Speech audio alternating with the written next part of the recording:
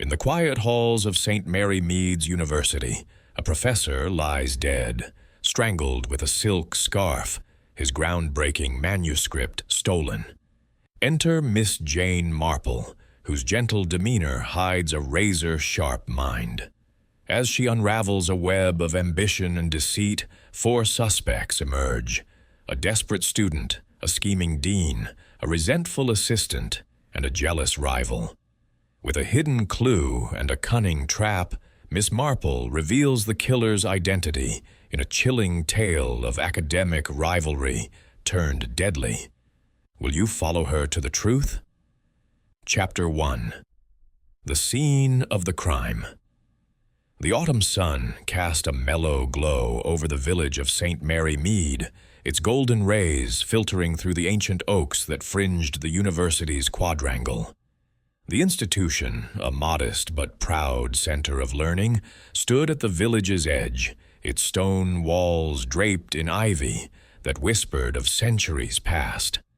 Miss Jane Marple, seated in her nephew Raymond's modest faculty lodging, sipped her tea with a serene air, her sharp blue eyes taking in the quiet bustle of academic life. Raymond, a lecturer in literature, had invited her for a brief visit, hoping her presence might soothe his nerves amidst a hectic term. But tranquility was not to be. That very morning, a grim discovery had shaken the university's calm. Professor Henry Langston, a scholar of medieval manuscripts, had been found dead in his office, strangled with a silk scarf. The news reached Miss Marple over breakfast, delivered by a flustered Raymond, who had heard it from a porter. "It's dreadful, Aunt Jane," he said, his voice low. Langston was a bit of a tyrant, but to be murdered, strangled no less, the constables at a loss, and the faculties in an uproar. Miss Marple's delicate hands paused over her toast, her mind already turning. Murder, she knew from her quiet observations in St. Mary Mead, was rarely as simple as it seemed. "Perhaps," she murmured, her tone mild but her eyes bright. "I might take a look. Village tragedies, you know, are not so different from university ones." By noon, Miss Marple found herself in the company of Constable Harrow, a young man with an earnest face and a tendency to fidget. He had heard of her reputation, solving the curious case of the poisoned vicar 2 summers ago, and welcomed her insight. They stood in Langston's office, a high-ceilinged room in the history department, its walls lined with sagging bookshelves and faded tapestries. The air smelled of old paper and wax polish, undercut by the faint, unsettling tang of death. Langston's body had been removed, but the scene remained untouched. A heavy oak desk, a leather chair pushed askew, and a silk scarf, vibrant green with gold embroidery, lying coiled on the floor where it had been loosened from the professor's neck. Miss Marple's gaze swept the room, her mind as precise as the knitting patterns she favored. The desk was oddly orderly, its papers stacked neatly except for a single ink bottle overturned, its contents pooling like dark blood on the blotter. A quill pen lay beside it, its tip unblemished, as if it had not been used that day. The window, slightly ajar, let in a cool breeze, stirring the curtains but revealing no signs of forced entry. "No struggle, then," Miss Marple remarked softly, her voice carrying the gentle authority of one accustomed to being underestimated. "He knew his killer, I should think, or was taken by surprise." Constable Harrow nodded, scribbling in his notebook. "The porter found him at 8 this morning. Doctor says he died between 6 and 8 last night. No one heard a thing, though the building was quiet. Most folk were at dinner or the faculty meeting." Miss Marple tilted her head, her white hair catching the light. "A silk scarf," she mused, bending slightly to examine it without touching. Expensive, imported, I'd wager, not the sort one leaves behind carelessly. And yet, here it is. She straightened, her eyes drifting to a photograph on the desk. Langston, stern-faced, beside a younger woman with sharp features and a confident smile. His colleague, Professor Hargrove, Harrow supplied. They were rivals, always squabbling over manuscripts. Miss Marple nodded, filing the detail away. She thought of Mrs. Bingley, the St. Mary Mead florist, whose rivalry with a neighbor over prize roses had once led to a slashed garden hose. Ambition, she knew, could curdle into something darker. As they left the office, Miss Marple glanced down the corridor, where a young woman with flushed cheeks hurried past, clutching a satchel. "That's Clara Weston, one of Langston's students," Harrow said. "She's been in a state since the news broke." Miss Marple's lips curved faintly. "Grief," she said, "or perhaps something else. People, Constable, are rarely as simple as they seem." With that, she tucked her shawl about her shoulders and stepped into the autumn light, her mind already weaving the threads of a mystery that, like the village scandals she knew so well, would unravel with patience and a keen eye for human frailty. Chapter 2. The Suspects Emerge. The late afternoon sun dipped low over St. Mary Mead, casting long shadows across the university's quadrangle, where students hurried to their lectures and professors strode with purposeful airs. Miss Jane Marple, seated in the corner of the faculty common room, observed the scene through the tall, mullioned windows. Her delicate hands, ever busy, worked a pair of knitting needles, the soft click of ivory, a rhythmic counterpoint to the hum of conversation around her. She had accepted an invitation to a university tea, ostensibly to meet Raymond's colleagues, but her true purpose was to study the 4 individuals now under suspicion in the murder of Professor Henry Langston. Her keen blue eyes, deceptively mild behind her spectacles, missed nothing, not the flicker of a glance, nor the tightening of a jaw, nor the subtle shift of a posture that betrayed unease. The common room, with its polished oak paneling and heavy velvet curtains, exuded an air of faded grandeur, much like the vicarage parlor in St. Mary Mead, where Miss Marple had unraveled many a village intrigue. A long table bore a silver tea service, its gleam dulled by years of use, and plates of scones and cucumber sandwiches, which the faculty nibbled with distracted politeness. Miss Marple, in her neat black dress and lace cap, blended into the background, a harmless old lady to those who did not know her. But her mind was as sharp as the needles in her hands, and she was already piecing together the human tapestry of this academic tragedy. Constable Harrow had briefed her earlier, his earnest face flushed with the weight of the case. 4 names had surfaced in connection with Langston's death: Clara Weston, the student; Dr. Ernest Caldwell, the dean; Thomas Reed, the assistant; and Professor Beatrice Hargrove, the rival.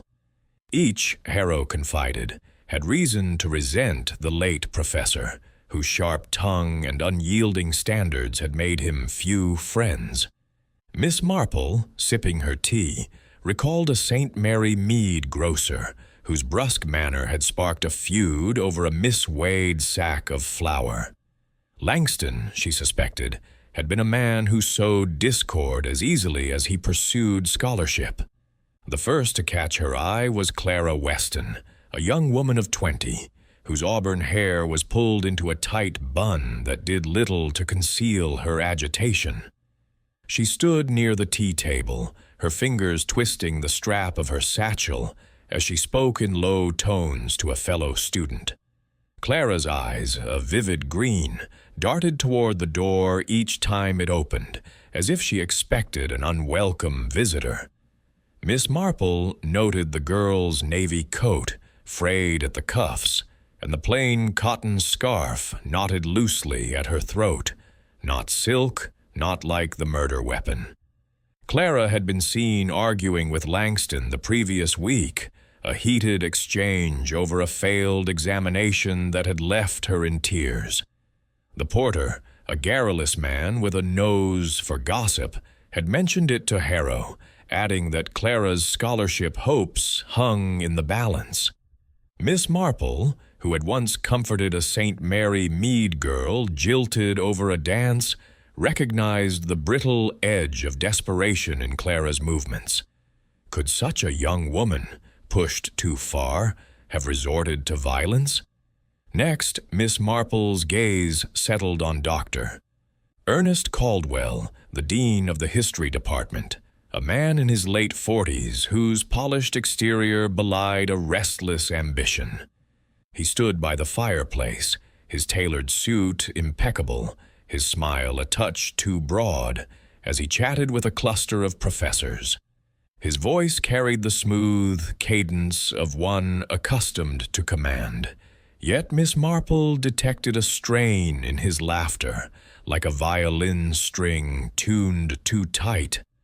Caldwell had clashed with Langston over funding, Harrow had said, for the dean sought to divert resources to his own pet project, a grand archive of local history that would bear his name.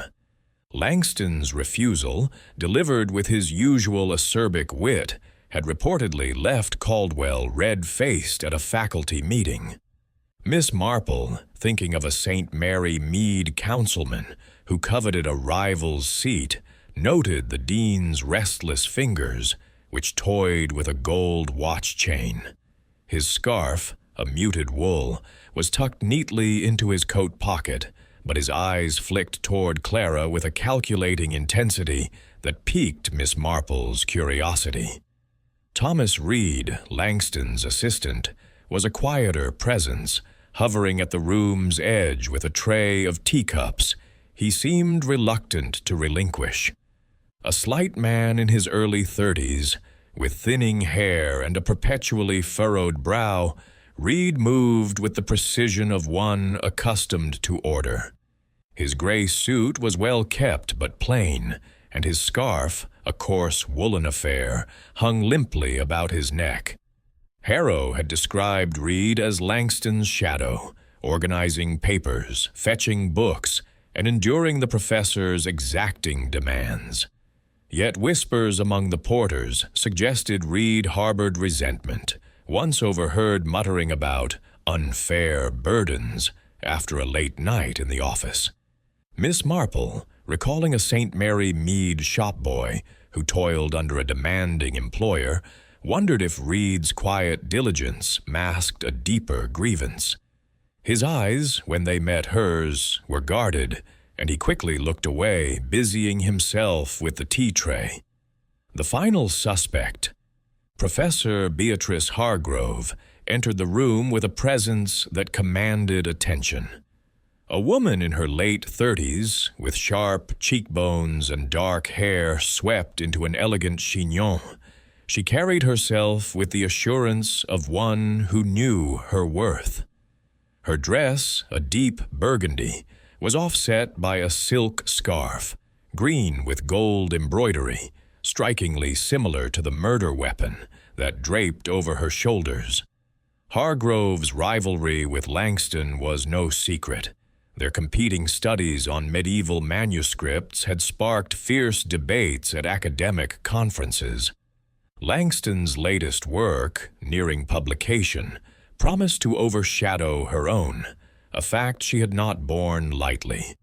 Miss Marple, observing Hargrove's cool smile as she declined a scone, thought of a St. Mary Mead seamstress, whose envy of a rival's needlework had led to a spiteful act. Hargrove's eyes, dark and piercing, swept the room, lingering briefly on Caldwell before settling on Clara with a flicker of disdain. Miss Marple set down her teacup, her mind sifting through these first impressions. The scarf, she mused, was the key.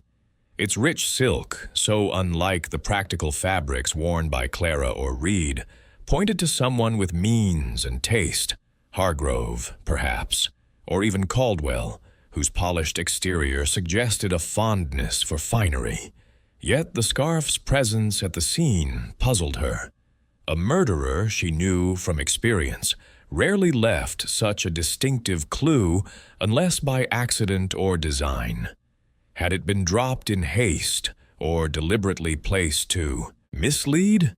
She thought of a St. Mary Mead theft, where a stolen brooch had been found in a neighbor's garden, planted to cast suspicion.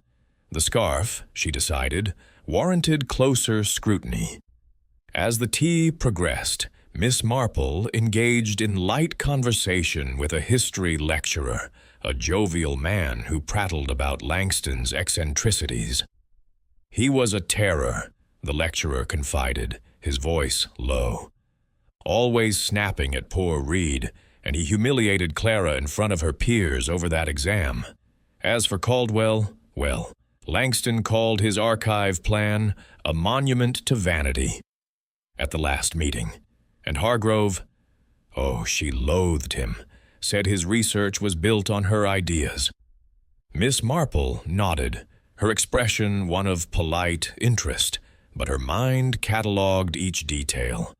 The lecturer's gossip, like the chatter of St. Mary Mead's postmistress, was a gold mine of unguarded truths. Clara, she noticed, had slipped away from her companion, and now stood alone by a window, her face pale. Miss Marple rose, her shawl draped over her shoulders, and approached the girl with the gentle air of a concerned aunt. "My dear," she said softly, "you look quite unwell. Is it the shock of poor Professor Langston's death?" Clara started, her eyes wide. It's awful," she stammered. "He was strict, but I never thought—" Her voice trailed off, and she clutched her satchel tighter. Miss Marple, noting the girl's trembling hands, offered a sympathetic smile. "Grief takes us all differently," she said, though she suspected Clara's distress stemmed from more than sorrow. The girl's scarf, she confirmed, was indeed cotton, its edges frayed from use. No match for the murder weapon, but Clara's fear was real. Dr. Caldwell, meanwhile, had moved to Hargrove's side, their conversation low and intense.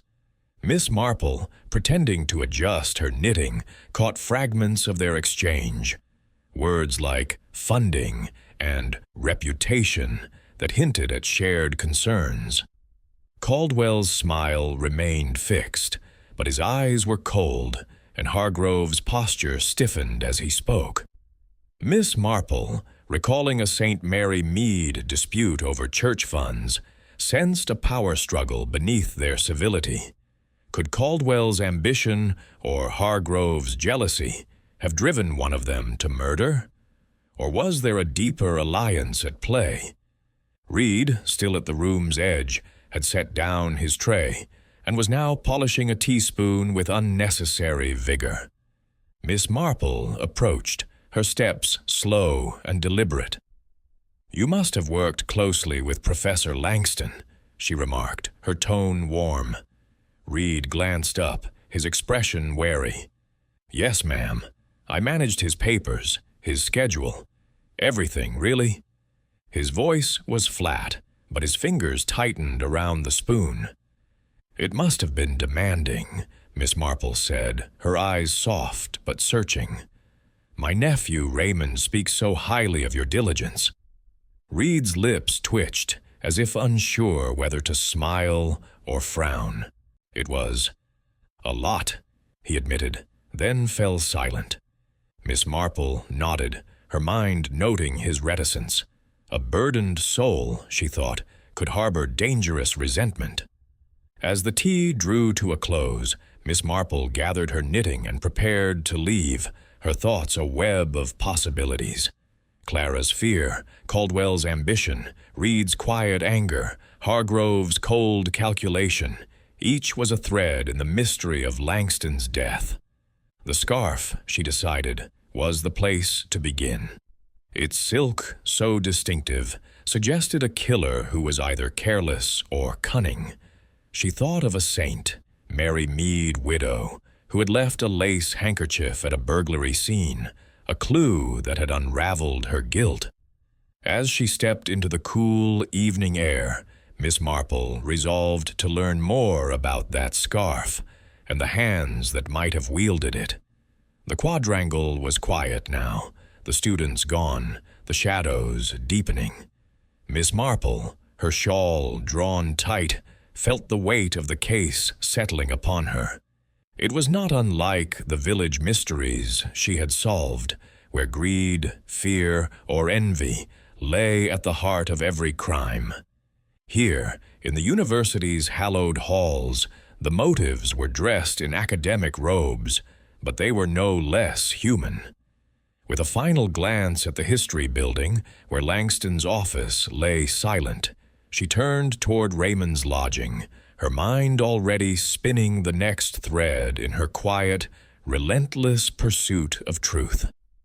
Chapter 3. A Question of Motive.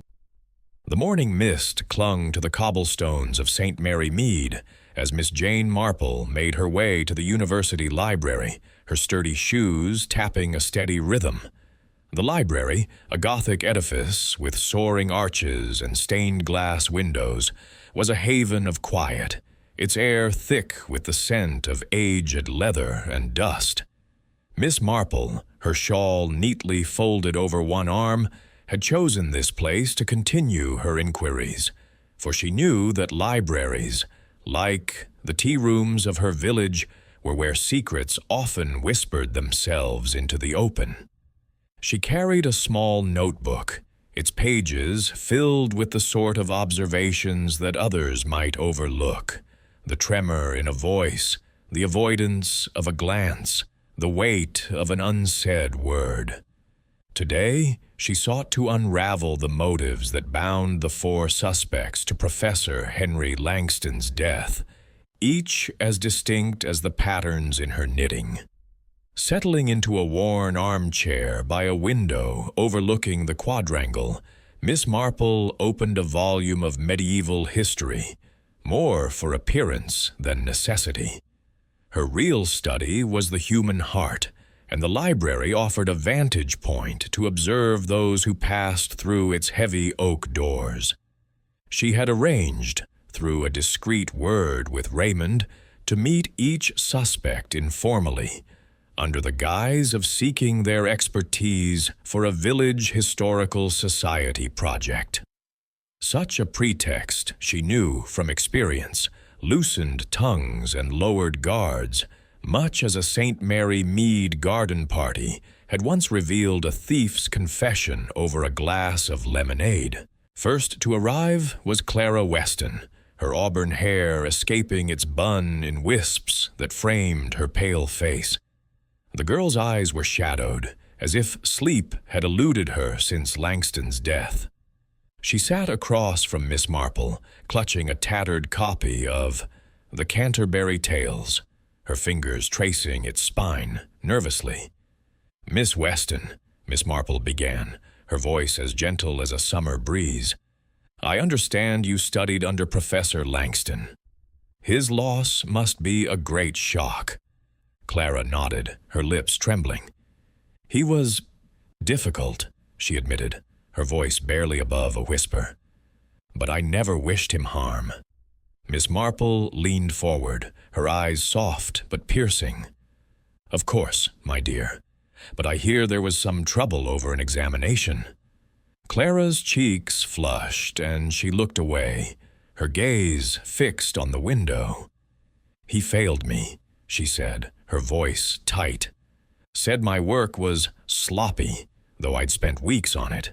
Without his endorsement, I'll lose my scholarship." Her fingers tightened on the book, and Miss Marple noted the anger in her eyes, tempered by fear. She thought of a saint. Mary Mead girl, jilted by a suitor whose hurt had turned to reckless defiance. "Did you speak to him about it?" Miss Marple asked, her tone one of kindly concern. Clara hesitated, then nodded. "I went to his office the evening before. Before it happened. I begged him to reconsider, but he laughed, said I wasn't cut out for academia." Her voice broke, and she swallowed hard. "I left him there, alive, I swear." Miss Marple patted her hand, her touch light but reassuring. "Of course, my dear, these things are so trying." She noted Clara's scarf, still the same frayed cotton, and the absence of any silk in her modest attire. The girl's motive was clear, desperation to save her future, but her slight frame and trembling hands seemed ill-suited to the violence of strangulation. Yet, Miss Marple mused, passion could lend strength to even the frailest soul. Next came Dr. Ernest Caldwell, the dean, whose arrival was announced by the confident click of his polished shoes on the library's stone floor. He greeted Miss Marple with a smile that did not reach his eyes, his gold watch chain glinting as he adjusted his cuffs. "Miss Marple," he said, his voice smooth as polished oak, "Raymond tells me you're delving into local history. A charming pursuit." She smiled, her expression one of innocent enthusiasm. "Oh yes, Doctor. Caldwell. I thought you might share your insights, being so prominent in the department." Caldwell's smile widened, but Miss Marple caught the flicker of unease in his posture. She steered the conversation to Langston, remarking on his reputation for rigorous scholarship. Caldwell's face tightened, though his tone remained genial. "Henry was brilliant but stubborn," he said. "We disagreed on priorities. Funding, you see.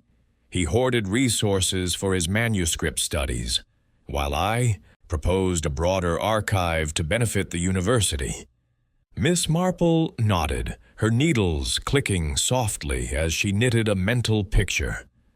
"Such disputes must be trying," she said, "especially for a man in your position."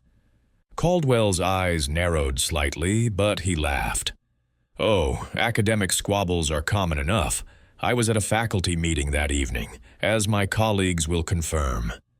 Miss Marple smiled, recalling Harrow's note that the meeting ended at 7:15 p.m., leaving Caldwell ample time to reach Langston's office. She thought of a saint, Mary Mead, councilman, whose charm had masked a ruthless streak over a land dispute. Caldwell's ambition, she suspected, was a fire that burned hotter than he let on. His scarf, a muted wool, was tucked into his coat, but his polished demeanor suggested he might own finer things, like silk. Thomas Reed entered next, his steps hesitant, his gray suit as unassuming as his demeanor. He carried a stack of books, which he set down with care, as if loath to disturb the library's hush. "Mr. Reed," Miss Marple said warmly, "you must have been invaluable to Professor Langston, managing all his affairs." Reed's thin face flushed, and he adjusted his glasses. "I did my best," he said quietly. "He was particular, wanted everything just so." His voice held a note of weariness, and Miss Marple, recalling a St. Mary Mead shopboy who toiled under a demanding grocer, probed gently. "It sounds exhausting," she said. "Did he ever acknowledge your efforts?" Reed's lips pressed into a thin line. "Not often," he admitted. "I stayed late most nights, sorting his notes, fetching his references. He said it was my duty." His fingers, fidgeting with a pencil, betrayed a suppressed resentment. Miss Marple leaned forward, her eyes kind but searching. "Were you there that evening, perhaps organizing his papers?" Reed nodded, his gaze fixed on the table. "I left at 6, as usual. He was still working." Miss Marple noted the precision of his answer, as if rehearsed, and the coarse wool scarf about his neck, so unlike the silk one. Reed's motive, she thought, might lie in years of quiet humiliation, a slow, burning fuse that could ignite in a moment of rage. Last came Professor Beatrice Hargrove, her burgundy dress a stark contrast to the library's muted tones. She carried a leather-bound notebook, her movements precise, her dark eyes assessing Miss Marple with a cool curiosity. "Miss Marple," she said, her voice crisp, "I understand you're interested in medieval manuscripts. A surprising hobby for a village lady." Miss Marple smiled, unruffled by the faint condescension. "Oh, I find old stories fascinating," she said. "Professor Langston's work must have been remarkable." Hargrove's expression hardened, though her smile remained. "Henry's work was derivative, in parts," she said. "We disagreed on methodology. His latest project, though, was significant. Too significant, perhaps." Her fingers brushed the silk scarf at her throat, green with gold embroidery, a twin to the murder weapon. Miss Marple's heart quickened, but her face betrayed nothing. "Such rivalries must be intense," she said mildly. "Did you discuss it with him recently?" Hargrove's eyes flicked away. "I saw him that evening, briefly, to propose a collaboration. He refused, as expected." Her tone was clipped, and Miss Marple, thinking of a saint. Mary Mead, seamstress whose envy had led to sabotage, noted the controlled anger in Hargrove's posture. Her motive, professional jealousy, was as clear as daylight, and the scarf was a glaring clue, though perhaps too obvious. As Hargrove left, Miss Marple closed her notebook, her mind turning over the morning's revelations. Clara's desperation, Caldwell's ambition, Reed's resentment, Hargrove's envy, each was a thread in the tapestry of murder. The silk scarf, she decided, was the knot that tied them together. Its presence at the scene suggested either a careless killer or a deliberate misdirection. She thought of a saint. Mary Mead burglary, where a stolen necklace had been left in a rival's garden to shift blame. Was the scarf Hargrove's, or had someone placed it there to point to her? And why had Langston's desk been so tidy, save for that overturned ink bottle? It hinted at a killer who had lingered, perhaps to search for something. His manuscript, perhaps. Miss Marple rose, her shawl draped over her shoulders, and stepped into the quadrangle, where the mist was lifting under a pale sun. The library had given her much to ponder, but the truth, she knew, lay in the small things, the glance, the pause, the choice of a scarf. Like the village scandals she had unraveled, this mystery would yield to patience and observation. With a quiet resolve, she set off toward Raymond's lodging, her mind already tracing the next thread in the intricate web of Professor Langston's murder. Chapter 4. The Dean's Alibi. The morning light filtered through the high windows of St. Mary Mead's University, casting a soft glow on the stone corridors where Miss Jane Marple walked with measured steps. Her black handbag swung gently at her side, and her eyes, sharp behind their spectacles, took in the bustle of students and the occasional professor hurrying past. She had arranged to meet Constable Harrow at the faculty lounge, a cozy room adjacent to the history department, to discuss Dr. Ernest Caldwell's alibi. The dean's polished charm and evasive smile had lingered in her mind since the tea in the common room, and she sensed, as she often did in St. Mary Mead's village intrigues, that his smooth exterior concealed a tangle of ambition that warranted closer scrutiny. The lounge was a haven of leather armchairs and low tables, its walls adorned with portraits of past deans, their stern gazes a reminder of the university's storied legacy. Constable Harrow stood by a fireplace, his notebook in hand, his young face creased with the weight of the investigation. "Miss Marple," he greeted, his voice low. "I've checked on Dr. Caldwell's story. As you suggested, he claims he was at the faculty meeting from 6 to 8 the evening Professor Langston was killed. Several colleagues confirm he was there, but I thought you'd want to hear the details." Miss Marple settled into an armchair, her knitting needles emerging from her bag with the ease of long habit. "Thank you, Constable," she said, her tone as mild as a summer afternoon. "A faculty meeting, you say? How precise is the timing?" Harrow flipped through his notes. "It started at 6 sharp in the old hall, ended at 7:15, according to Professor Simmons, who chaired it. Caldwell was seen speaking afterward, but no one can say exactly when he left." Miss Marple's needles clicked softly, her mind calculating. Langston's office was a mere 2-minute walk from the old hall, a fact she had confirmed by pacing the route herself that morning, her steps slow but deliberate, like those of a St. Mary Mead widow mapping a rival's garden. 2 minutes, she murmured, her eyes distant. Plenty of time, then, for a man to slip away, especially one as busy as the dean. Harrow nodded, catching her drift. "He's a smooth one, ma'am, all smiles, but I saw him snap at a porter yesterday over a misplaced memo. Reminded me of Langston's temper, truth be told." Miss Marple smiled faintly, thinking of a St. Mary Mead councilman whose genial facade had cracked under pressure, revealing a ruthless streak over a disputed land deal.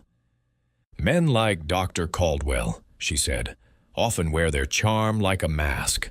Let us see him, Constable, and test his alibi's mettle."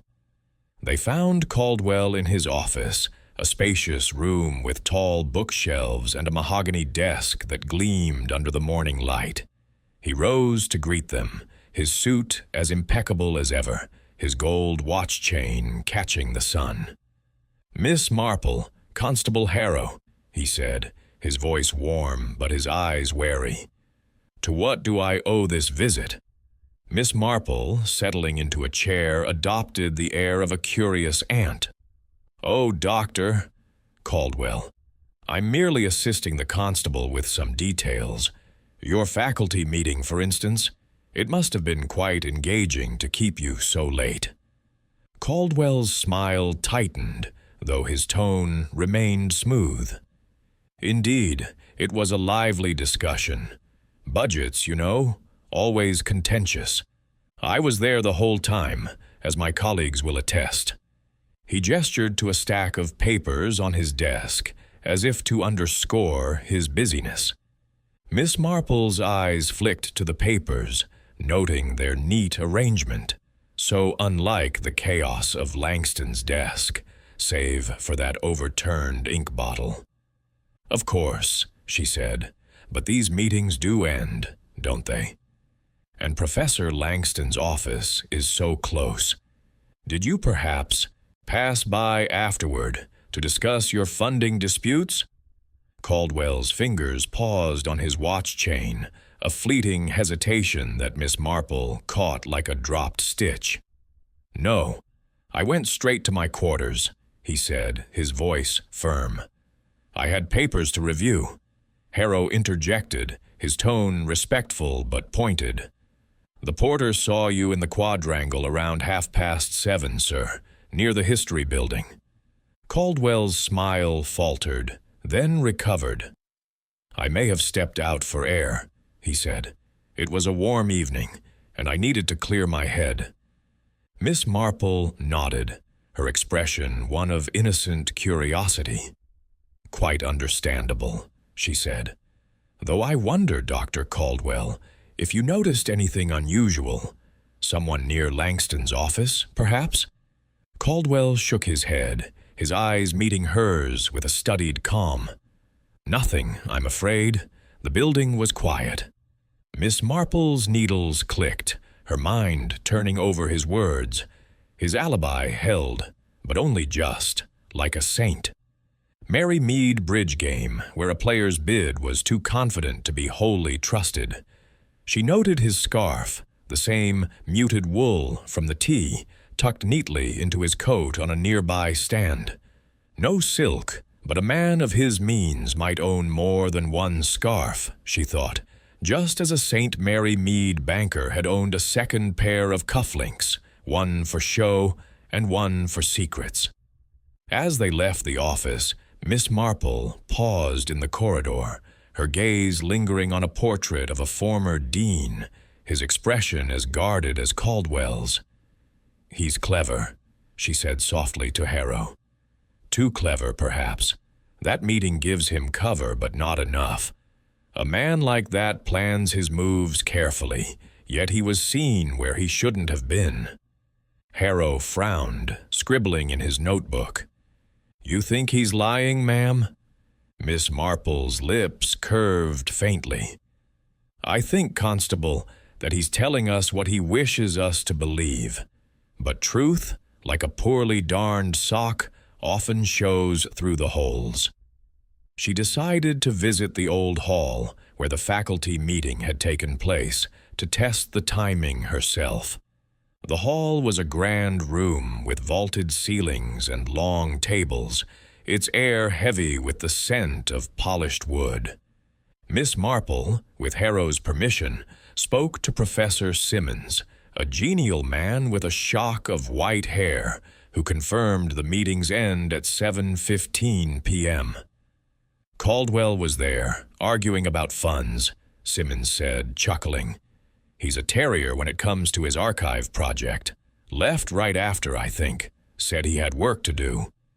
Miss Marple nodded, her mind mapping the route from the hall to Langston's office. 2 minutes, perhaps 3 at a leisurely pace. Enough time for a determined man to act, especially one driven by ambition. Back in the lounge, Miss Marple sat with her knitting, her thoughts weaving a pattern. Caldwell's motive was clear.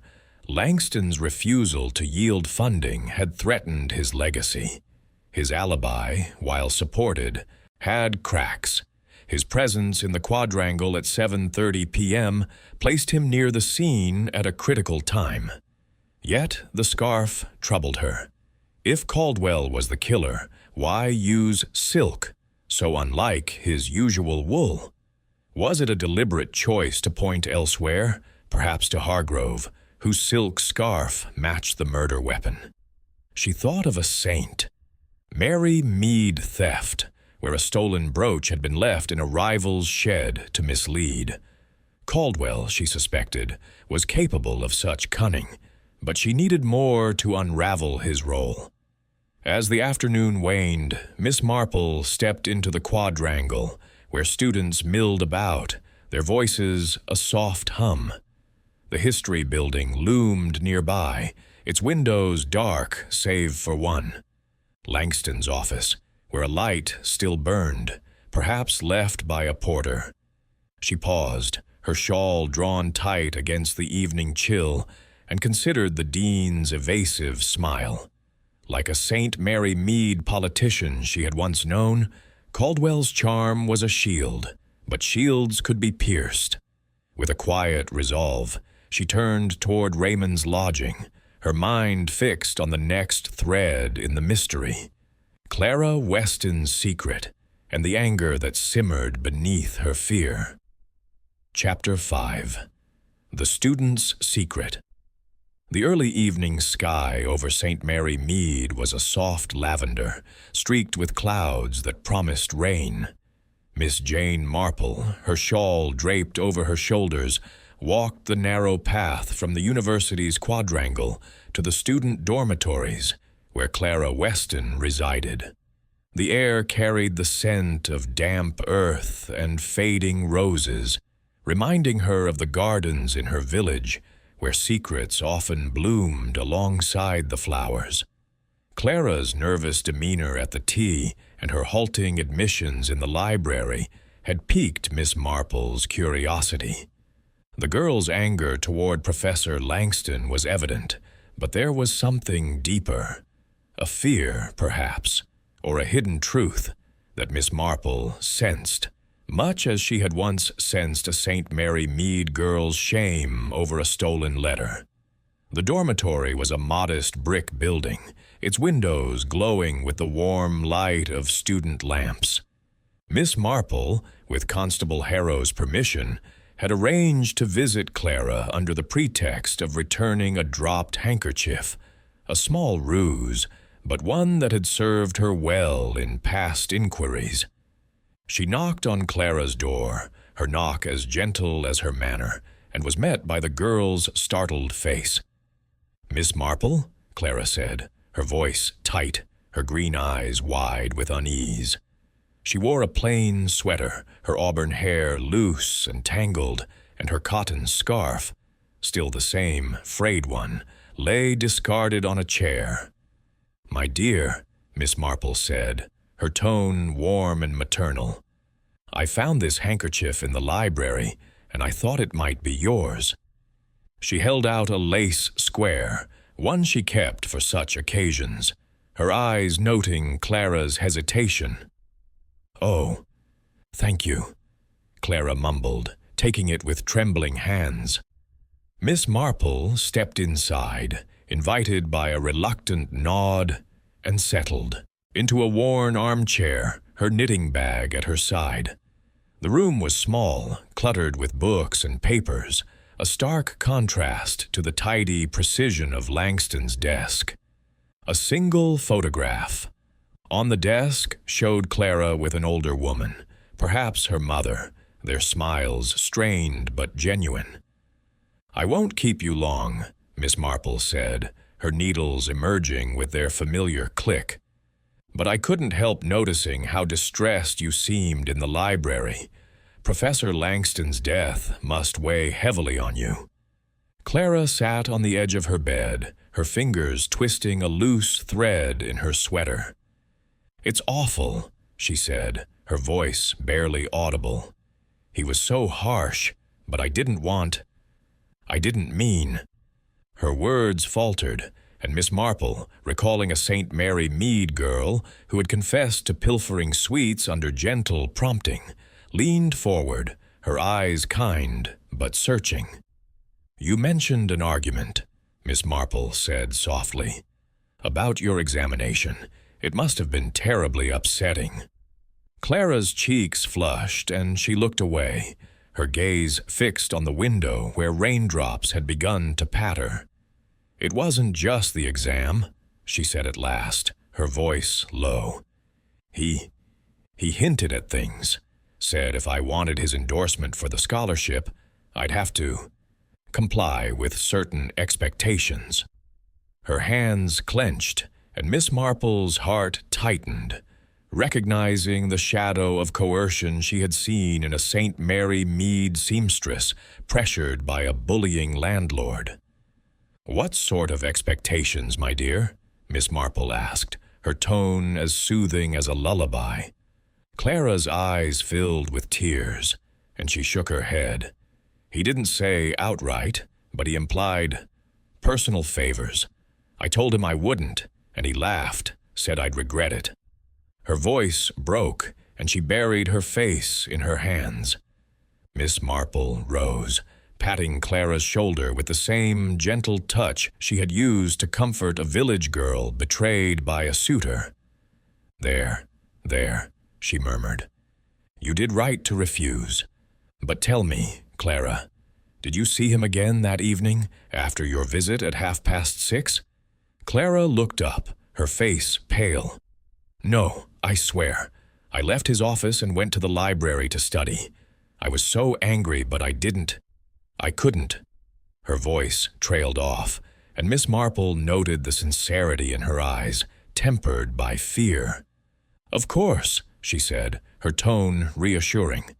"But you were seen near the history building later, around 7:30, by a porter. Perhaps you went back to plead your case." Clara shook her head vehemently. "No, I was in the library until 9. The porter must be mistaken." Miss Marple nodded, her mind filing away the discrepancy, much as she had once noted a villager's conflicting account of a stolen bicycle. She glanced around the room, her eyes lingering on the cotton scarf, its edges frayed and worn. "That's a pretty scarf," she said lightly, gesturing to the chair.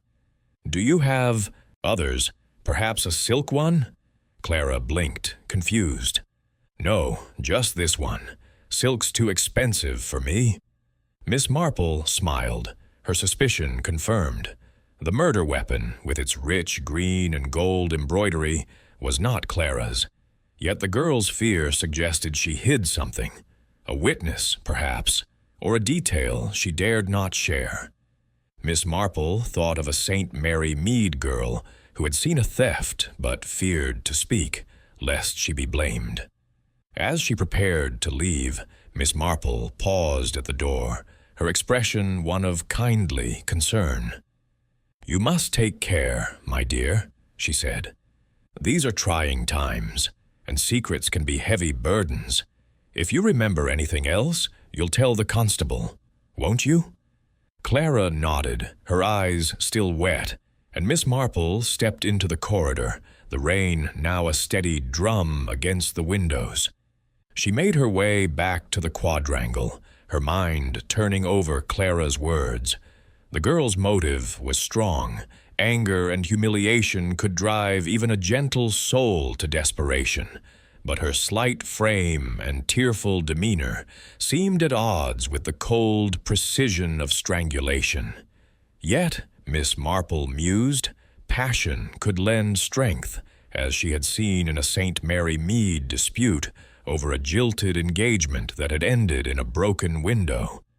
She met Constable Harrow near the History Building, where he waited under an umbrella, his notebook damp from the drizzle.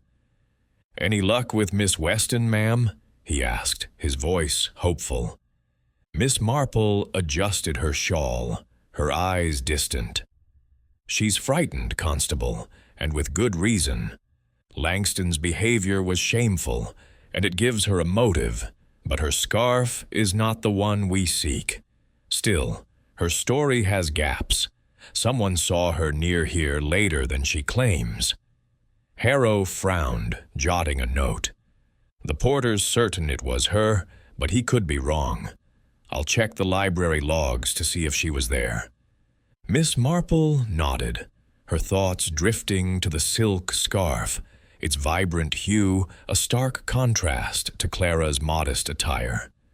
Could the girl have acquired such a scarf, perhaps as a gift, and used it in a moment of rage? Or was she, like a St. Mary Mead maid falsely accused of theft, a convenient target for suspicion?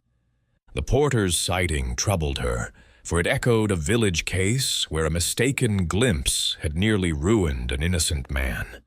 Clara's secret, she decided, was not yet fully told, but it was a thread she would follow with care.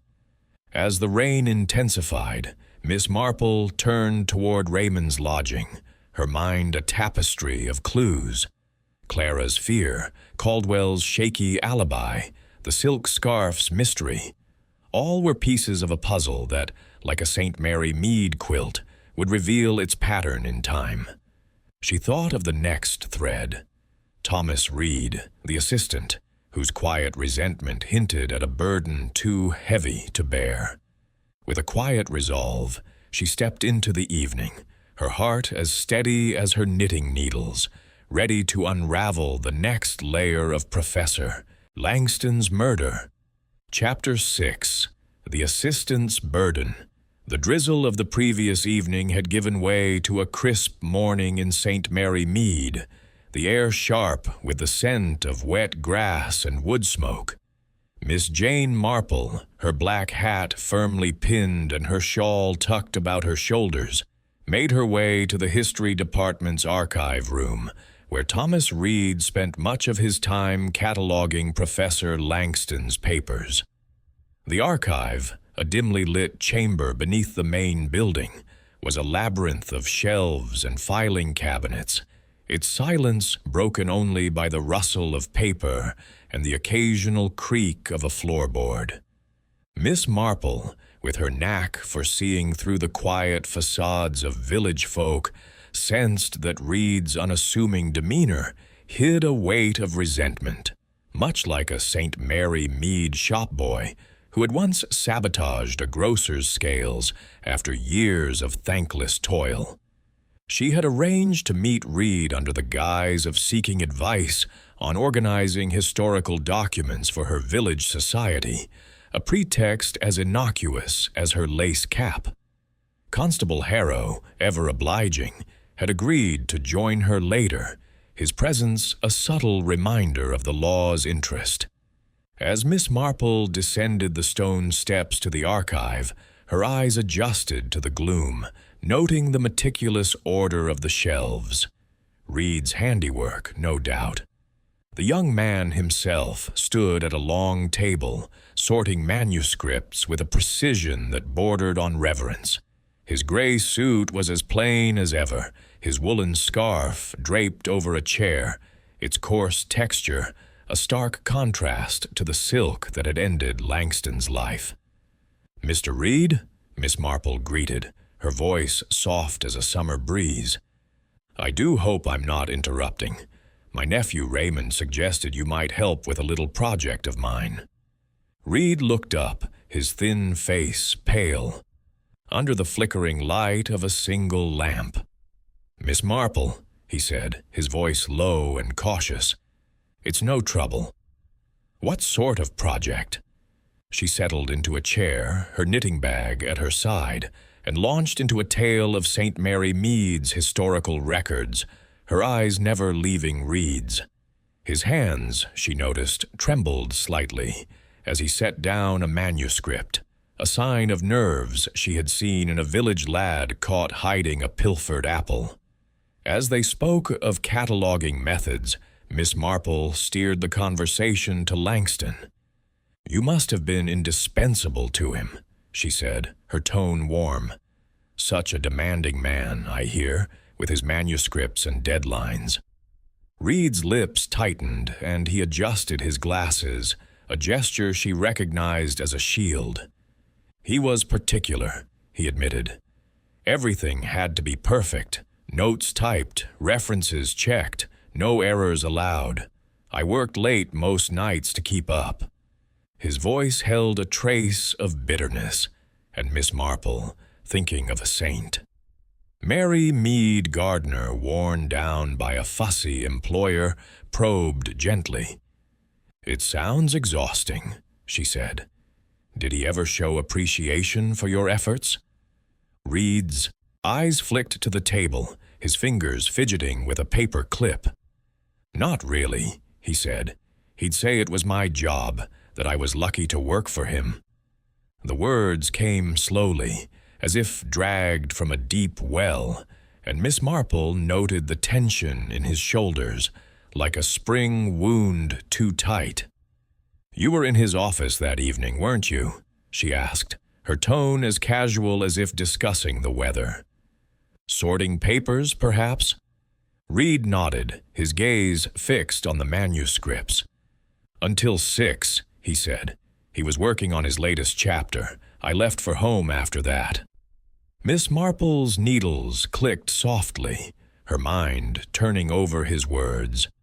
Constable Harrow had mentioned a porter's sighting of Reed near the History Building at 7:30 p.m., a detail that contradicted his claim.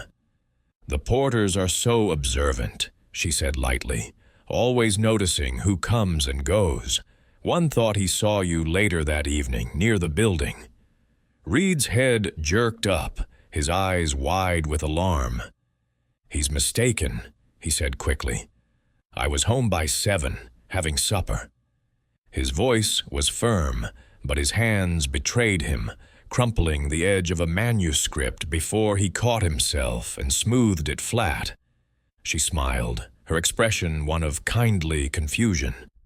"Of course, my dear.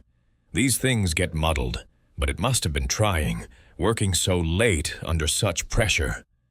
Reed swallowed, his Adam's apple bobbing. "It was," he said, his voice softer now. "Sometimes I felt trapped. He'd call me at all hours, demanding revisions or new sources. I couldn't say no." Miss Marple nodded, her heart stirring with sympathy, for she had seen such burdens in St. Mary Mead, where a maid's loyalty to a harsh mistress had once led to a broken vase in a fit of frustration. Could Reed's quiet endurance have snapped, she wondered, into something more violent? As she rose to leave, her eyes fell on Reed's scarf, its woolen weave as plain as his demeanor. "That's a practical scarf," she remarked, her tone conversational. "Do you ever wear silk, Mr. Reed? I hear it's quite the fashion among the faculty." He blinked, confused. "No, ma'am. Silk's not for me. Too costly." Miss Marple smiled, filing away the confirmation that the murder weapon was not his. Yet the porter's sighting nagged at her, like a St. Mary Mead rumor that held a kernel of truth despite denials. Reed's resentment was a motive, but his timid nature seemed ill-suited to the bold act of strangulation. Unless, she mused, his breaking point had been reached in a moment of unseen courage. Constable Harrow arrived as she reached the archives entrance, his face flushed from the cold. "Any luck, Miss Marple?" he asked, pulling out his notebook. She adjusted her shawl, her eyes distant. "Mr. Reed is a burdened soul, Constable," she said. "His loyalty to Langston was strained, and his story has a gap, the porter's sighting at 7:30. But his scarf is not the one we seek, and I wonder if his quiet nature could muster such violence." Harrow frowned, jotting a note. "I'll speak to the porter again, ma'am. He's certain it was Reed, but the light was dim. Could have been someone else." Miss Marple nodded, her thoughts drifting to the silk scarf, its green and gold embroidery a vivid clue in her mind. Reed's motive, years of suppressed anger, was compelling, but the scarf pointed elsewhere, perhaps to Hargrove, whose own silk scarf matched the murder weapon. Or was it a deliberate misdirection, as in a St. Mary Mead case where a stolen watch had been planted to mislead? The porter's sighting, she decided, needed verification, for it could either damn Reed or clear him. As she stepped into the quadrangle, the morning sun broke through the clouds, casting long shadows across the cobblestones. The History Building loomed nearby, its windows reflecting the light like unblinking eyes. Miss Marple paused, her mind a tapestry of clues. Clara's fear, Caldwell's ambition, Reed's resentment, and the scarf that tied them all to Langston's death. Like a St. Mary Mead quilt, the pattern was emerging, but it was not yet complete. With a quiet resolve, she turned toward the faculty offices, her next thread to unravel. Professor Beatrice Hargrove, whose cold ambition and silk scarf made her a figure of keen interest in the mystery of the strangled professor. Chapter 7. The Rival's Ambition. The midday sun cast a pale glow over St. Mary Mead, its light filtering through the bare branches of the university's ancient oaks. Miss Jane Marple, her black handbag tucked under one arm, navigated the stone path to the faculty offices, where Professor Beatrice Hargrove held court among her manuscripts and academic laurels.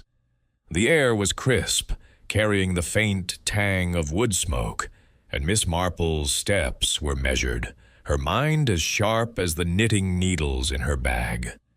Hargrove's cold demeanor and silk scarf, so like the murder weapon, had lingered in her thoughts since their meeting in the library.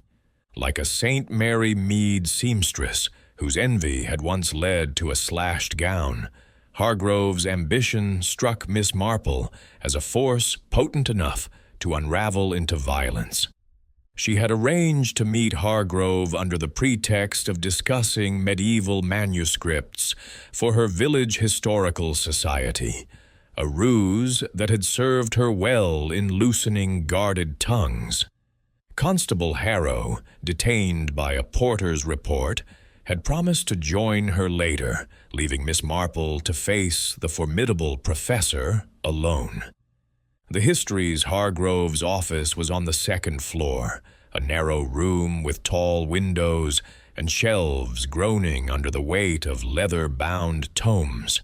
The air smelled of ink and old paper, a scholarly sanctum that mirrored Langston's own, though Hargrove's desk was a model of precision, its papers aligned with geometric care. She rose to greet Miss Marple, her burgundy dress as striking as before, her silk scarf, green with gold embroidery, a twin to the one found at the crime scene, draped elegantly over her shoulders. "Miss Marple," she said, her voice crisp and faintly amused, "I confess I'm intrigued by your historical pursuits. How may I assist you?" Miss Marple settled into a chair, her expression one of polite curiosity, though her eyes missed nothing, the faint tension in Hargrove's posture, the way her fingers brushed the scarf as if to draw attention to it. "You're very kind, Professor," she began, her tone as gentle as a village tea party. "I've heard such praise for your work on medieval texts, and I understand you and Professor Langston shared a passion for the subject." Hargrove's smile was thin, her dark eyes assessing. "Henry and I had overlapping interests," she said, her words chosen with care, though our approaches differed sharply. Miss Marple's needles emerged, their soft click a soothing counterpoint to the professor's guarded tone. "I imagine such rivalries can be intense," she said, her voice mild. "His latest work, I hear, was quite groundbreaking. Did you ever discuss it with him?" Hargrove's fingers stilled on a fountain pen, her gaze flickering to the window. "I visited him that evening, around 7, she said, her tone clipped. "I proposed a collaboration, hoping to merge our efforts. He was dismissive." Her lips tightened, and Miss Marple, recalling a St. Mary Mead gardener's fury over a rival's prize roses, noted the controlled anger in her voice, like a taut string ready to snap. "Dismissive?" Miss Marple prompted, her eyes soft but piercing. Hargrove's smile was a blade's edge. "He called my work derivative, said his manuscript would redefine the field. He refused to share credit." Her fingers brushed the silk scarf again, and Miss Marple's heart quickened, though her face remained serene. The scarf was a glaring clue, its vibrant hue a match for the murder weapon. Was it carelessness, she wondered, or a bold misdirection, like a St. Mary Mead theft, where a stolen brooch was left to mislead? "You left after that, I presume?" she asked, her tone as innocent as a village gossip's. Hargrove nodded, her eyes meeting Miss Marple's with a cool defiance. "Yes, around 7:30. I went to my office to review my own notes. The porter can confirm I was in the building." Miss Marple nodded, though she knew the porter's sighting was vague, the evening light dim and unreliable. Hargrove's alibi was thin, like a St. Mary Mead alibi for a pilfered pie that crumbled under scrutiny. "It must have been frustrating," Miss Marple said, her needles clicking, "to see your work overshadowed by his." Hargrove's laugh was sharp, like breaking glass. "Academic life is a battlefield, Miss Marple. Henry's manuscript was a threat. Yes, but I fought with ideas, not other means." Her words, were firm, but her eyes held a flicker of unease, and Miss Marple, thinking of a village seamstress who had denied sabotage until cornered, sensed a truth half buried. Hargrove's motive was clear as daylight: professional jealousy, the fear of being eclipsed by Langston's work. The scarf, so prominently displayed, puzzled her. Was it a taunt or a mistake? As they spoke, Miss Marple's gaze wandered to a stack of manuscripts on Hargrove's desk, their edges marked with a faint watermark, a crest from her own college, identical to one she had seen under Langston's blotter. "Your papers are beautifully organized," she remarked, her tone conversational. "Do you share them with colleagues?" Hargrove's smile tightened. "Rarely. My work is my own until publication." Miss Marple nodded, filing away the watermark's significance. Could Langston have acquired one of her pages, perhaps as evidence of her borrowing his ideas? The thought lingered, like a St. Mary Mead rumor that grew truer with time. Constable Harrow arrived as Miss Marple prepared to leave, his face flushed from his haste. "Sorry, ma'am," he said, his notebook ready. The porter's sticking to his story. Saw Hargrove leaving Langston's office around 7:30, but he's less sure now about the exact time.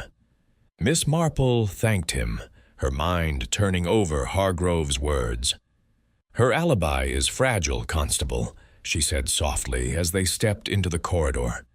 "She was there, at the right time, with a scarf that matches the weapon. But it's too neat, like a village trap set to catch the wrong fox." The quadrangle was quiet now, the sun dipping low, casting long shadows. Miss Marple paused, her shawl drawn tight, her thoughts a web of ambition and deceit. Hargrove's cold pride, Clara's fear, Caldwell's charm, Reed's resentment, all were threads. But the scarf was the knot. Was it Hargrove's, left in a moment of panic, or placed to point to her, as a St. Mary Mead necklace had once been planted to mislead? With a quiet resolve, she turned toward Raymond's lodging, her mind fixed on the next clue. The manuscript page with Hargrove's watermark, a silent witness to the truth of Professor Langston's murder. Chapter 8. The Clue in the Papers. The afternoon light waned over St. Mary Mead, casting a muted glow through the tall windows of the university's history department.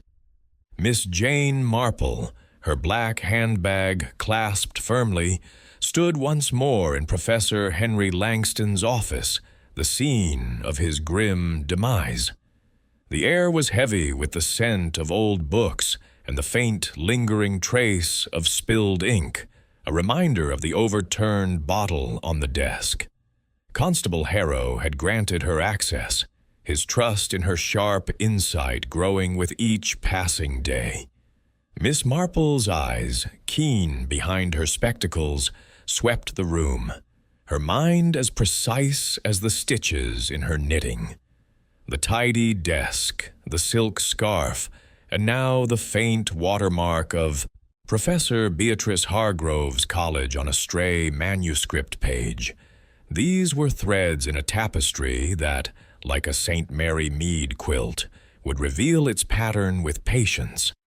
The office was as she remembered, shelves sagging with manuscripts, a leather chair askew, and the window still slightly ajar, letting in a cool breeze that stirred the curtains.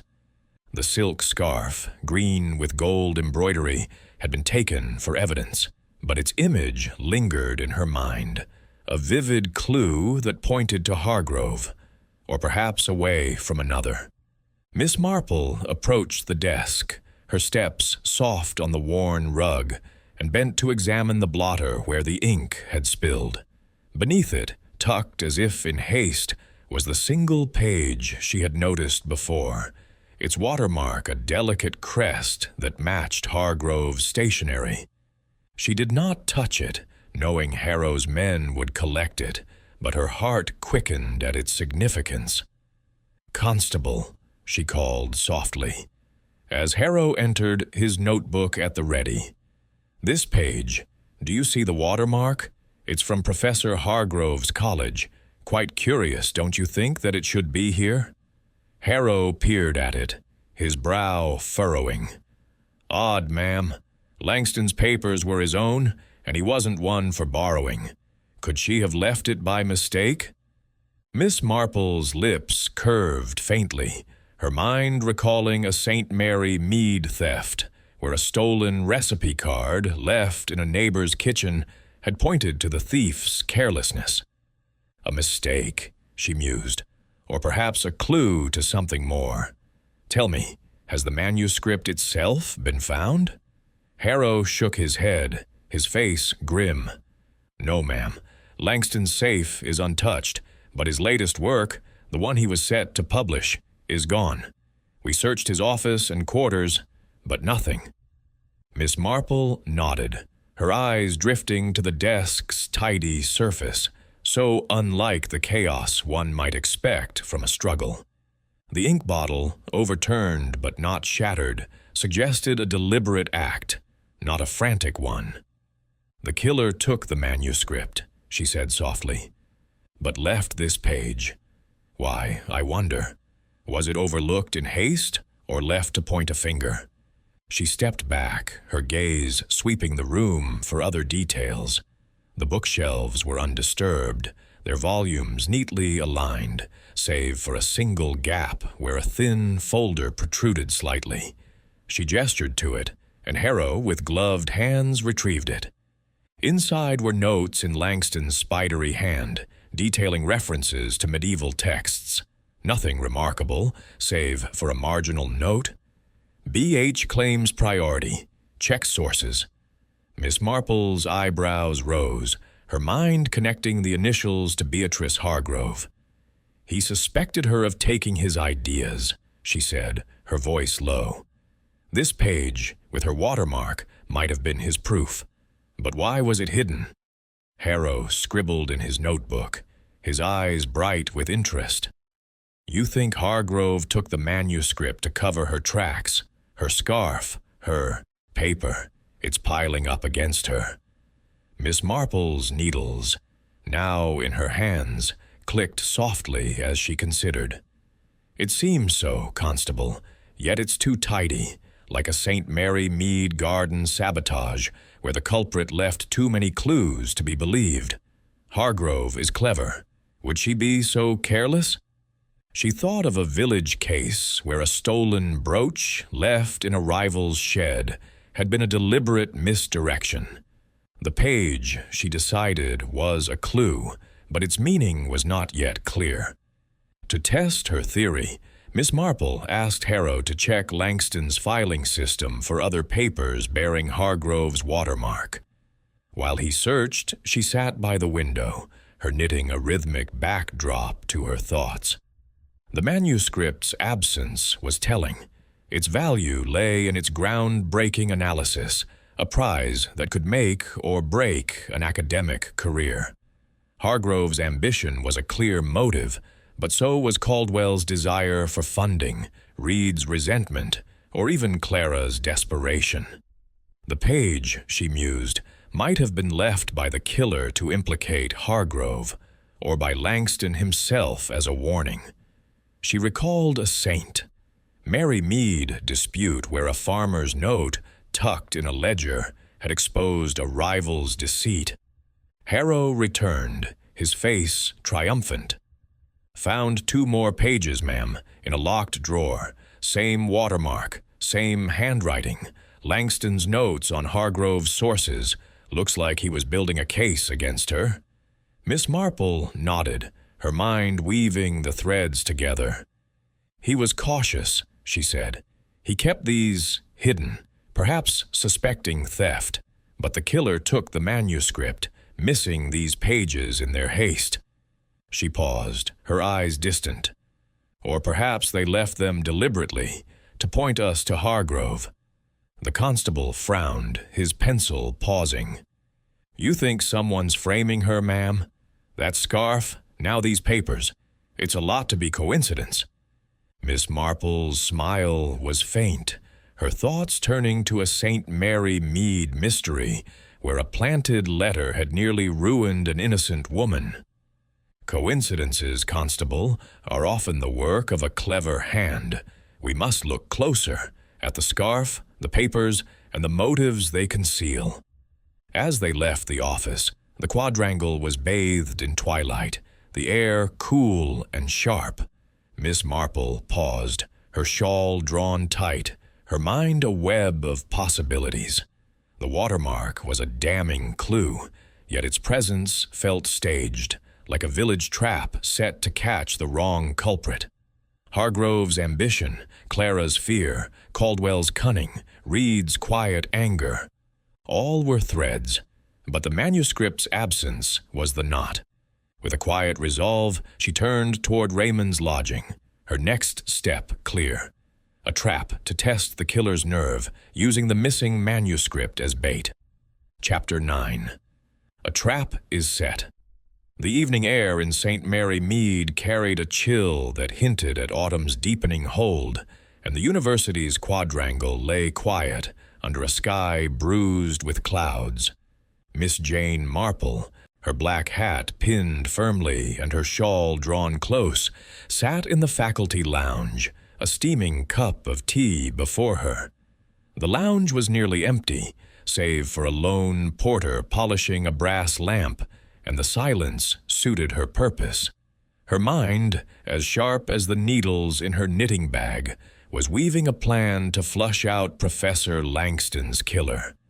The silk scarf, the missing manuscript, and the damning watermark on Hargrove's paper had pointed to a web of ambition and deceit, but Miss Marple knew from her Mary Mead days that the truth often emerged when a trap was deftly set. Like a village gossip spreading a rumor to catch a thief, she would use the manuscript's absence to provoke a reaction. Constable Harrow joined her, his young face earnest but weary from the case's weight. "Miss Marple," he said, settling into a chair, "we've searched Hargrove's office and quarters. No sign of the manuscript. Those watermarked pages are all we've got, and they're locked up safe now." Miss Marple nodded, her needles clicking softly as she worked a row of stitches. "That manuscript, Constable," she said, her voice mild, "is the heart of this matter. Whoever took it had motive, ambition, envy, or fear of exposure. We must make them believe it's been found." Harrow's eyes widened, catching her drift. "A trap, ma'am? Spread word of a hidden copy?" Miss Marple's lips curved faintly, her mind recalling a St. Mary Mead case where a whispered rumor about a stolen brooch had lured the culprit to a pawn shop. "Precisely," she said. "Let it be known, discreetly, that a duplicate of Langston's manuscript has been discovered in a locked drawer in his office. The killer, if they fear exposure, will act to retrieve it." Harrow scribbled in his notebook, his enthusiasm growing. "I'll tell the porters to let it slip, casual-like, so it spreads naturally. Where should we set the trap?" Miss Marple considered, her eyes drifting to the lounge's window, where the history building loomed in the dusk. "Langston's office," she said. "Place a decoy manuscript there. Under guard, and watch who comes. The guilty will be drawn like moths to a flame." Harrow nodded, his face set with determination. "I'll arrange it for tonight, ma'am. We'll hide a man in the office and keep watch from the corridor." With the plan settled, Miss Marple attended a university lecture that evening, a dry discourse on medieval charters, to observe the suspects. The lecture hall was a cavernous space, its high ceiling echoing with the professor's drone. Clara Weston sat near the front, her auburn hair tucked under a scarf, not silk, but the same frayed cotton, and her hands fidgeting with a pencil. Dr. Ernest Caldwell, in his tailored suit, stood at the back, his smile fixed but his eyes restless, scanning the room. Thomas Reed, ever the shadow, sat alone, his notebook open but his gaze distant, as if lost in thought. Professor Beatrice Hargrove, her burgundy dress striking in the dim light, occupied a central seat, her posture rigid, her silk scarf a vivid green against her throat. As the lecture ended, Miss Marple lingered near the exit, her presence unremarkable among the dispersing crowd. She had asked a trusted porter, known for his loose tongue, to mention the discovered manuscript within earshot of the faculty. The rumor spread swiftly, as village gossip did, and she watched the suspect's reactions. Clara's face paled, her fingers tightening on her satchel as she hurried out. Caldwell's smile faltered, his hand pausing on his watch chain as he overheard the porter's whisper. Reed's head jerked up, his eyes darting toward the history building before he retreated into the crowd. Hargrove, however, was the most striking. Her dark eyes gleamed with a flicker of panic, quickly masked, as she adjusted her scarf and strode away with purpose. Miss Marple returned to Raymond's lodging to wait, her knitting a steady rhythm as she pondered. The trap was set, but the killer's move would depend on their nerve. Hargrove's reaction was the most telling, yet Miss Marple, wise to the ways of St. Mary Mead's deceivers, knew that panic could be feigned or genuine. Clara's fear, Caldwell's unease, Reed's furtive glance, all suggested guilt, but only one had taken the manuscript and left the scarf. She thought of a village case where a planted rumor about a stolen watch had drawn the thief to a locked shed, revealing their hand. At midnight, Miss Marple joined Harrow in the shadows of the history building's corridor, her small figure concealed behind a heavy curtain. The decoy manuscript, a bundle of papers marked with Langston's title, lay on the desk in his office, faintly lit by a single lamp. A constable, hidden in a closet, waited with a whistle to signal any intrusion. The night was still, the only sound the distant hoot of an owl, and Miss Marple's heart beat steadily, her senses alert as they had been during a St. Mary Mead stakeout for a poacher. Footsteps echoed softly, hesitant but deliberate, and a shadow crossed the office door. Miss Marple peered through a gap in the curtain, her breath held. It was Hargrove, her silk scarf glinting in the lamplight, her face taut with determination. She entered, her movements swift, and reached for the decoy manuscript, her hands trembling as she clutched it. The constable's whistle pierced the silence, and Harrow sprang forward, his voice firm. "Professor Hargrove, step back." She froze, the papers slipping from her grasp, her eyes wide with shock. Miss Marple emerged, her expression calm but her mind racing. "Professor," she said softly, "you were so eager to find that manuscript. Why, I wonder?" Hargrove's lips parted, but no words came, her composure crumbling like a St. Mary Mead facade under scrutiny. The scarf, identical to the murder weapon, hung damningly at her throat, and Miss Marple knew the trap had caught its prey, though whether Hargrove was the killer or a pawn remained to be seen. As Harrow led her away for questioning, Miss Marple lingered in the office, her eyes on the decoy papers. The trap had worked, but the truth was still a knot to untie. Hargrove's ambition, the scarf, the watermark, all pointed to her, yet Miss Marple, wise to village tricks, sensed a deeper game. With a quiet resolve, she turned toward the night, her next step clear: to unravel Hargrove's story and find the final thread in the mystery of the strangled professor. Chapter 10. The Confession. The night air in St. Mary Mead was sharp with the promise of frost, the university's quadrangle a patchwork of shadows under a sliver of moon. Miss Jane Marple, her shawl drawn tight against the chill, sat in the small, dimly lit office of Constable Harrow within the History Building. The room, usually reserved for minor administrative tasks, now served as an impromptu interrogation chamber, its bare walls and single desk lending a stark gravity to the moment. Professor Beatrice Hargrove sat across from them, her burgundy dress slightly disheveled, her silk scarf, green with gold embroidery, a twin to the murder weapon, clutched in her hands like a talisman of her undoing. The trap set in Langston's office had snared her, and Miss Marple, with her quiet wisdom honed in St. Mary Mead's village intrigues, knew the time had come to unravel the final threads of the mystery. Harrow, his young face set with determination, leaned forward, his notebook open. "Professor Hargrove," he said, his voice firm but respectful, "you were caught attempting to take the manuscript from Langston's office. Why were you there, and what do you know about his death?"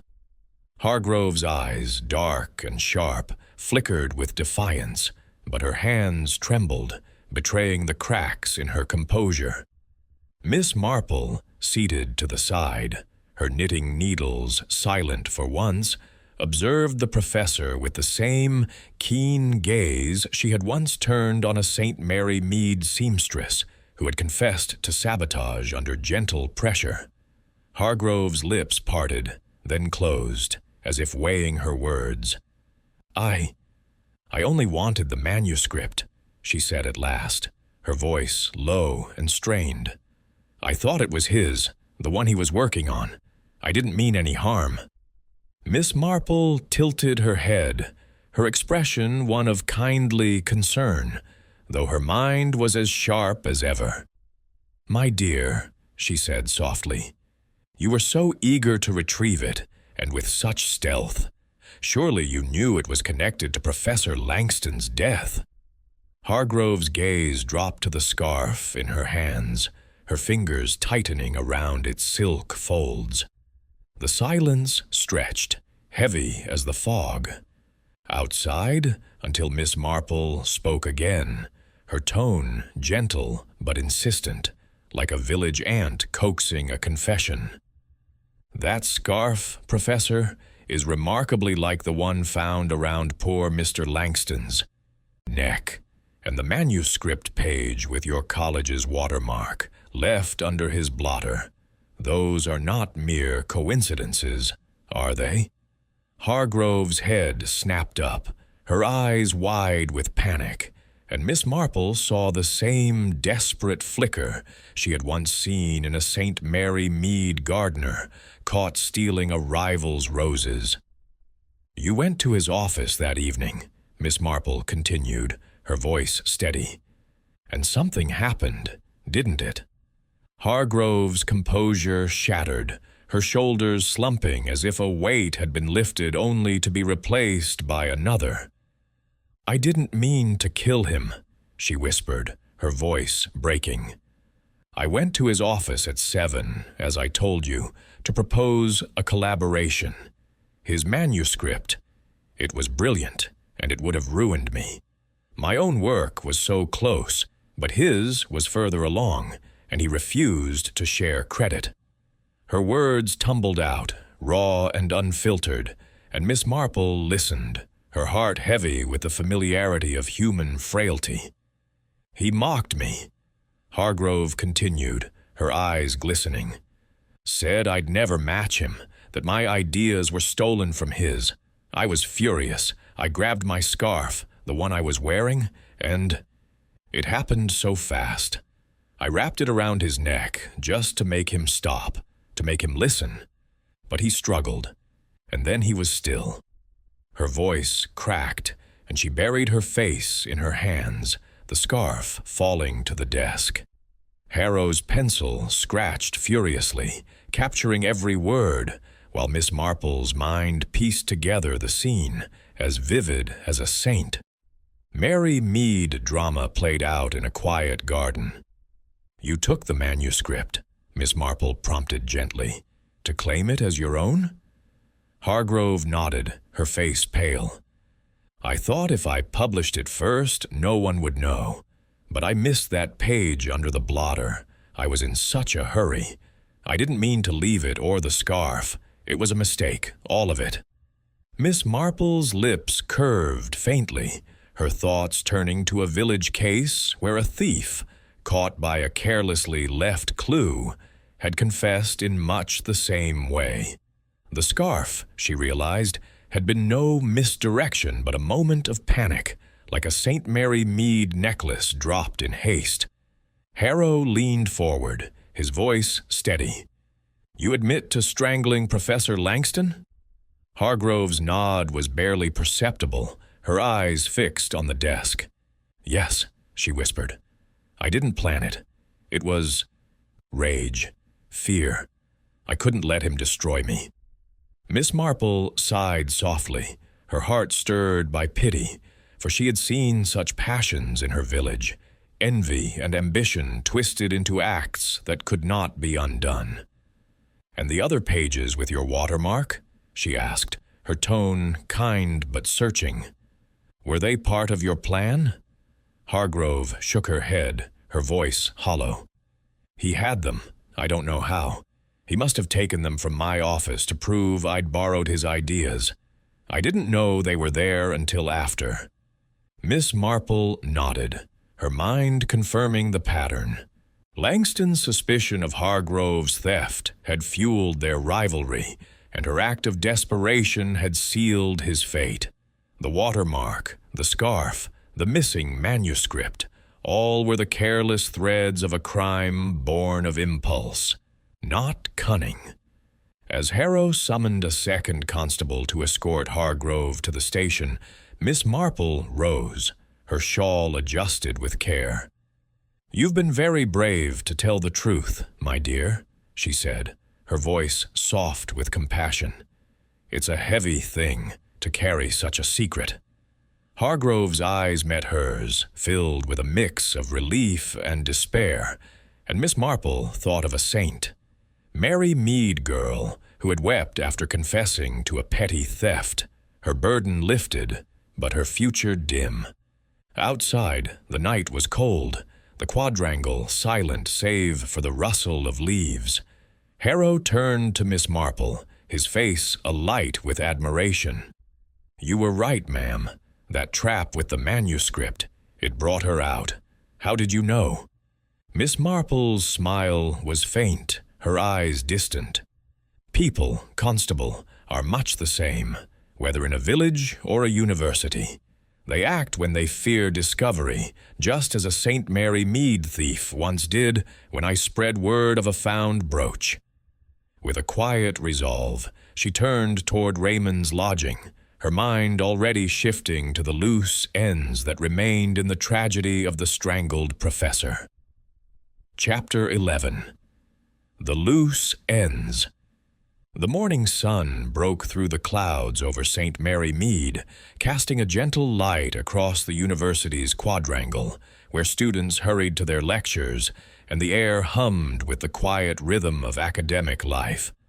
Miss Jane Marple sat in the cozy sitting room of her nephew Raymond's lodging, a steaming teapot before her and her knitting needles clicking softly in her lap.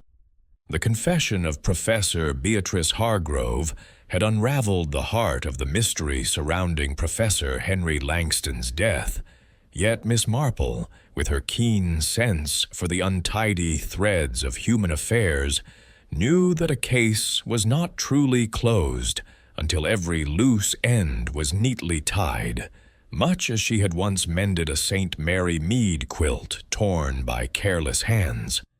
Constable Harrow had sent word that the missing manuscript had been recovered from Hargrove's office, hidden in a locked drawer beneath a stack of her own papers. The silk scarf, confirmed as hers by a Florence Taylor's mark, had sealed her guilt, and she now awaited formal charges at the local station. Yet Miss Marple's mind lingered on the other suspects, Clara Weston, Dr. Ernest Caldwell, and Thomas Reed, whose motives and actions had woven a complex web around the crime. Like a village scandal that left ripples long after the truth emerged, their stories needed resolution to restore balance to the university's small world. Miss Marple decided to begin with Clara Weston, whose fear and anger had marked her as a suspect. She found the girl in the university library, seated at a corner table with a pile of books, her auburn hair tucked under her familiar cotton scarf. Clara's face was pale, but her eyes held a new resolve, as if the weight of suspicion had lifted.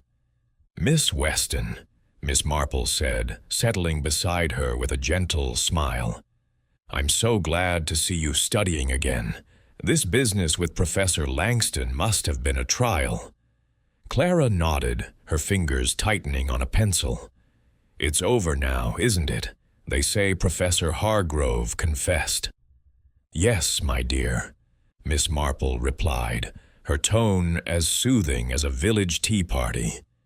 "But I wanted to ensure you were quite all right. Your scholarship, I understand, was at risk."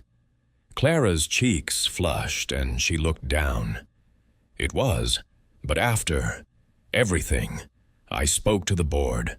They've agreed to review my case, thanks to your nephew's kind word." Miss Marple's eyes twinkled, for she had discreetly suggested to Raymond that he mention Clara's plight to a sympathetic professor. She thought of a saint, Mary Mead girl, falsely accused of theft, whose good name was restored through quiet intervention. "I'm delighted to hear it," she said. "You've a bright future, Clara, if you keep your courage." Next, Miss Marple sought out Dr. Ernest Caldwell, whose ambition had cast a shadow over his alibi. She found him in his office, his polished exterior slightly dimmed by the scandal's fallout. His gold watch chain glinted as he rose to greet her, his smile strained but courteous. "Miss Marple," he said, gesturing to a chair, "you've done us a great service. Hargrove's confession has set the faculty at ease." Miss Marple settled, her needles emerging with their familiar click. "I'm glad, Doctor Caldwell," she said, "though I wonder if your own plans, the archive project, will now proceed smoothly." Caldwell's eyes narrowed, but he nodded. "They will, though I've had to answer some sharp questions. Langston's funding disputes came to light, and the board wasn't pleased."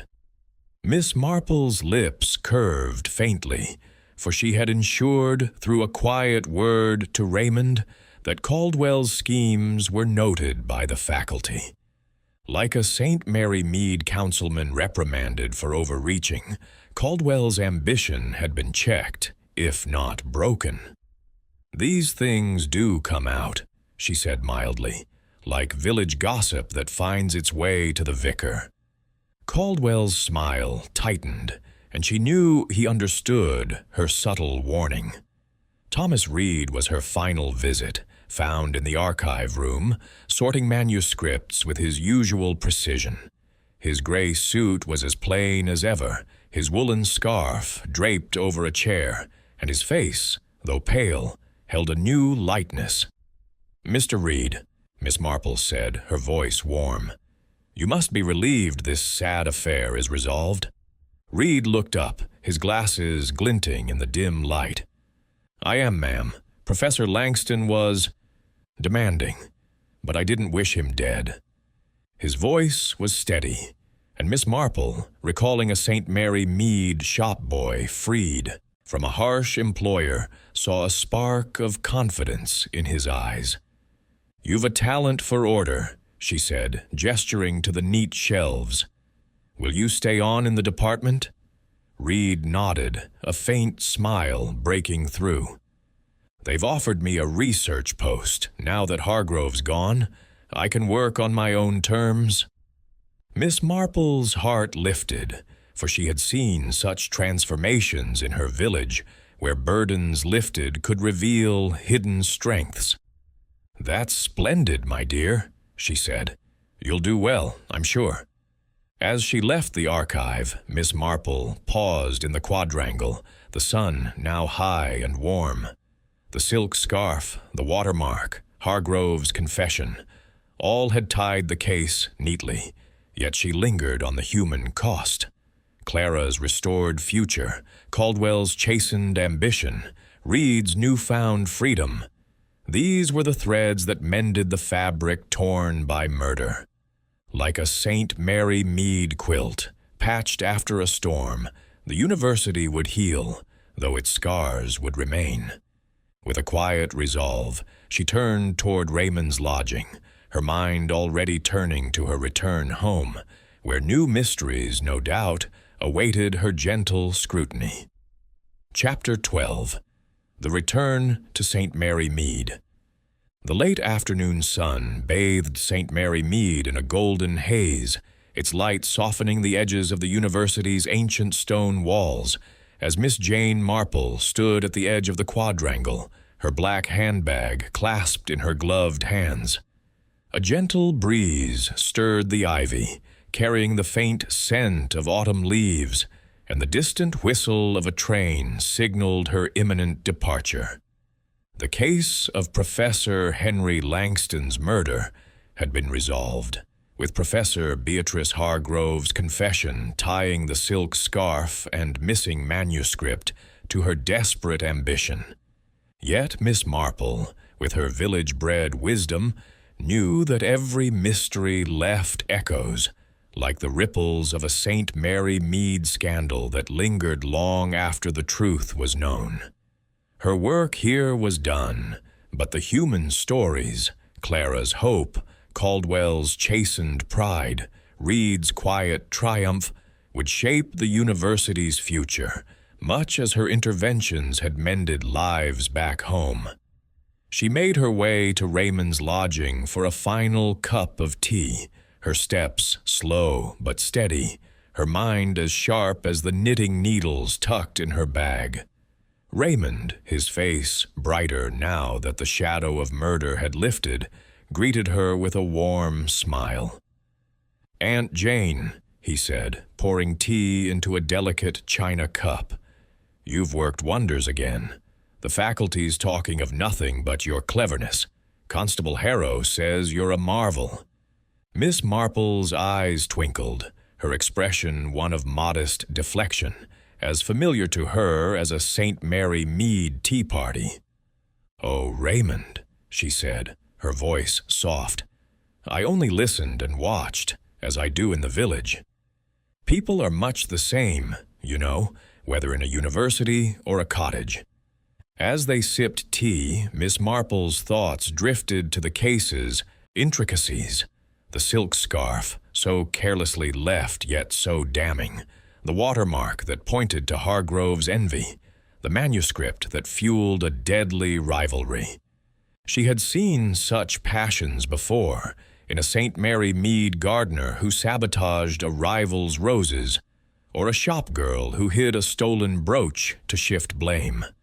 The university, with its grand halls and lofty ambitions, was no different from her village, where greed, fear, and pride drove even the gentlest souls to dark deeds. Hargrove's confession, wrung from her by the trap of a decoy manuscript, was a mirror to a village confession she had once coaxed over a shared pot of tea. Raymond leaned forward, his eyes curious. "How did you know it was Hargrove, Aunt Jane? That scarf, the papers. It could have been any of them." Miss Marple's needles clicked softly, a rhythm as steady as her thoughts. "It was the scarf, my dear," she said. Too distinctive, too much like her own, to be anything but a mistake born of panic. And the watermark, left in haste, yet pointing to her guilt. But it was her reaction to the rumor of the manuscript that sealed it, like a St. Mary Mead thief caught by a whispered tale of a found trinket. She paused, her eyes distant. People betray themselves, Raymond, when they fear their secrets are at risk. The train's whistle sounded again, closer now, and Miss Marple rose, adjusting her shawl with care. Raymond escorted her to the station, a small platform fringed with late blooming flowers, where the evening train to St. Mary Mead awaited. Constable Harrow was there, his young face beaming with gratitude. "Miss Marple," he said, tipping his hat, "we'd have been lost without you. That trap was a stroke of genius." She smiled, her expression as gentle as a village ant's. "You did the hard work, Constable," she said. "I only saw what was there, as I do when a neighbor's quarrel turns sour." As the train pulled in, its steam curling into the dusk, Miss Marple boarded with a quiet grace, her mind already turning to home. The university case had been a puzzle, but no more complex than the scandals of her village. Mrs. Bingley's stolen roses, the vicar's poisoned tea, the shop boy's hidden resentment. Each had taught her that human nature, whether cloaked in academic robes or village tweeds, followed the same patterns of love, fear, and ambition. She settled into her seat, her knitting bag at her side, and watched the university fade into the twilight, its towers a silhouette against the sky. The train's rhythm lulled her, and she thought of St. Mary Mead, where the postmistress's gossip and the vicar's sermons awaited her return. There would be new mysteries, no doubt, a missing brooch, a whispered feud, a heart laid bare by envy or greed. Miss Marple's needles resumed their soft click, her heart steady with the certainty that she would be ready, as always, to unravel the secrets of those around her with her gentle ways and unerring eye. As the train carried her home, she smiled faintly, content in the knowledge that truth, like a well-stitched seam, always held fast under scrutiny.